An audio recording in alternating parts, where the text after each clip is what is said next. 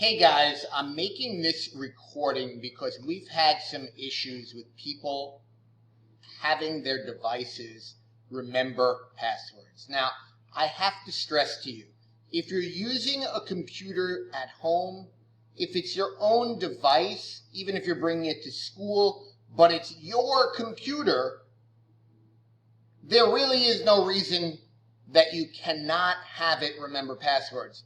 But many of us are using school laptops. And when we're using Chrome, as I have open, it is really important that when you go into settings, we're going to go over this, but I just want you to understand. One, we shouldn't be turning our sync on. Two, we're in like autofill settings, I'm pretty sure, and passwords. Now, check this out. Offer to save password should be turned off.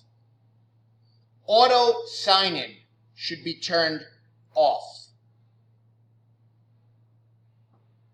You might have passwords that are saved, but if you notice on mine, I don't have anything saved. In fact, what I have is a bunch of sites that I turned around and told Google Chrome when it asked me if you wanted to save it, I said never. Never save it. Please make sure if you're on your Chrome settings and you're looking at passwords, I'm going to take that address right there and copy it so I can send it to all of you. You can open up your Chrome settings passwords and make sure that none of your passwords are getting saved, because we don't want you thinking you signed out and then someone else is using the computer after you and is able to enter into your account and do things that aren't your doing.